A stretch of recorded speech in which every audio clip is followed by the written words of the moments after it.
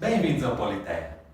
Eu sou o Rodrigo Couto e em um vídeo anterior o canal trouxe a ideia de direito natural a partir de Aristóteles. Hoje vamos fazer o mesmo a partir de Cícero.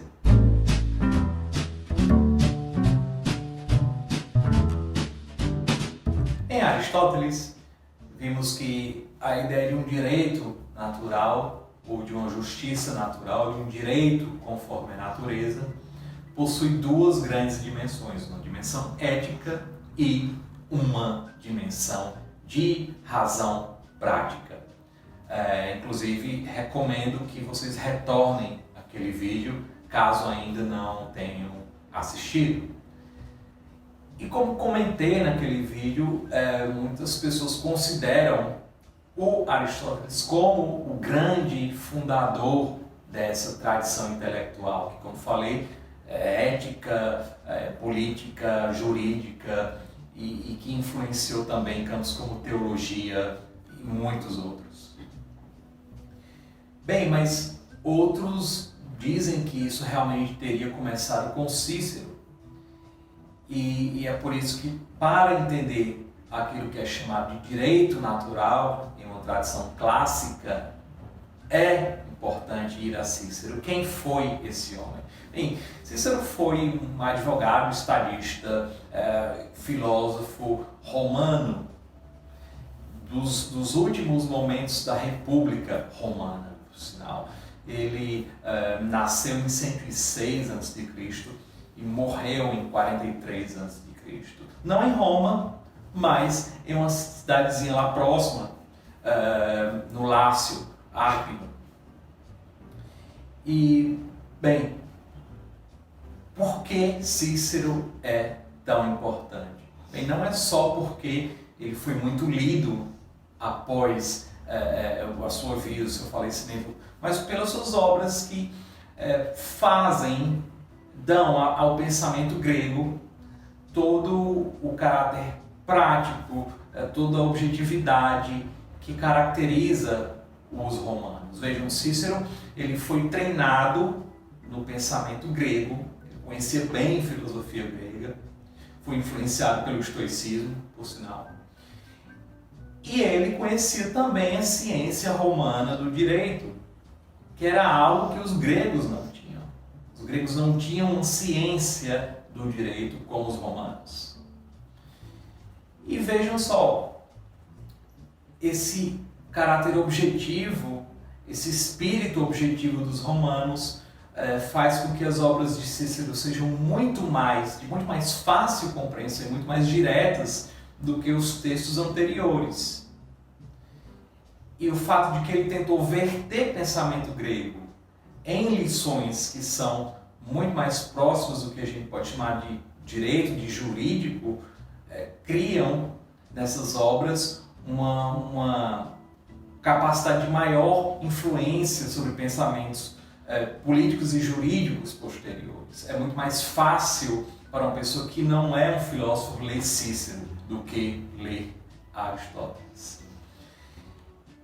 E além disso, Cícero viveu a política e o direito na prática. Então isso é algo que também está contido no caráter das suas obras, também influencia o caráter das suas obras.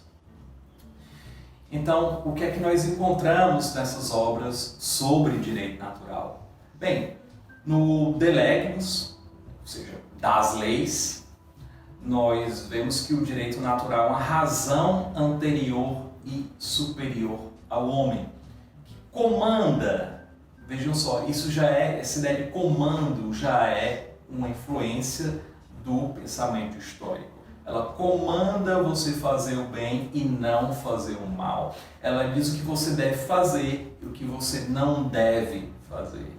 Bem, como é que uma razão pode ser anterior e superior ao homem? O que é que isso significa? Bem, Cícero também parece ter sido responsável por tornar essa razão uma razão celeste. O que ele diz? Que essa razão é a suma razão, é a suprema razão do deus Júpiter. E ele diz que o ser humano possui algo dessa razão, o ser humano possui uma fagulha disso.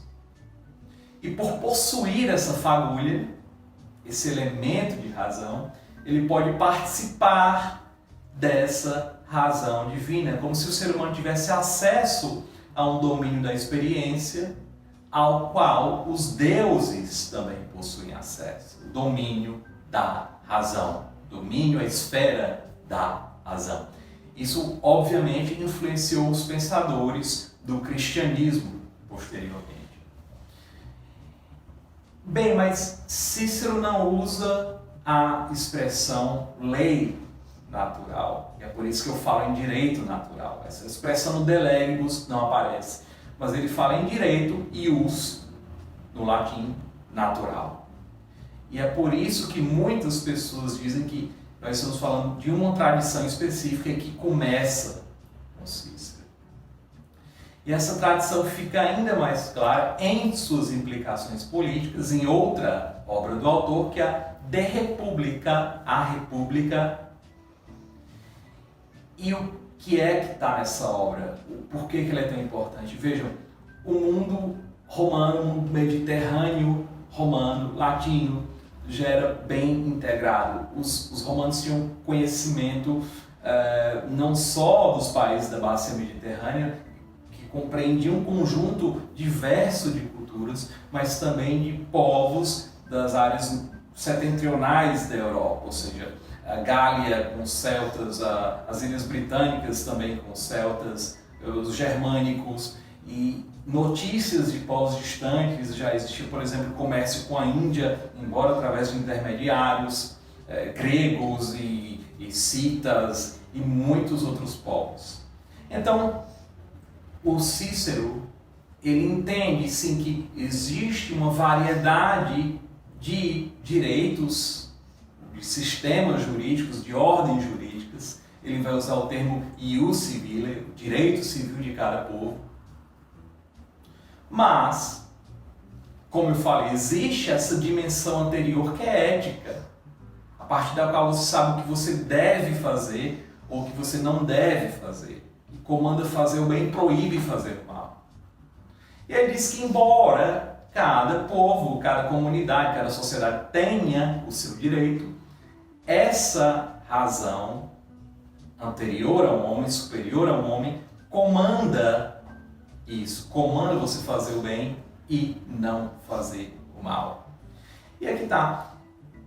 Isso cria uma escala para você julgar o direito de cada sociedade.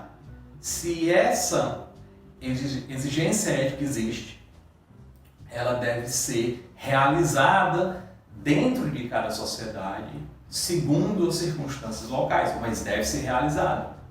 Então você pode julgar uma lei segundo essa escala de realização da justiça natural, da razão que impõe fazer o bem e não fazer o mal. E isso foi muito importante para pensadores posteriores também. Até mesmo os pensadores modernos tiraram algo de Cícero, como tiraram, claro, de Aristóteles também. E aqui nós temos essas duas dimensões, dimensão ética e dimensão de razão prática. A partir da dimensão ética, uma lei local que é contrária a essa exigência da razão, esse ideal ético, ideal de realização da justiça, ela não é realmente lei, ela não é direito, não existe direito injusto. E é isso que significa você ter, no fim das contas, um governo de leis e não um governo de homens. Significa expulsar ou tentar expulsar esses excessos de arbítrio de uma sociedade. E aqui nós temos então, com Aristóteles e Cícero, um modo de definir essa tradição antiga, basicamente a partir dessas duas grandes dimensões, ética e de razão prática, ou seja, realizar esse bem em sociedade, evitar o mal, mas segundo as circunstâncias locais e, portanto, através de um legislador. E essa tradição é que vamos aqui no Politeia contrastar com o pensamento moderno sobre direitos, no plural, naturais.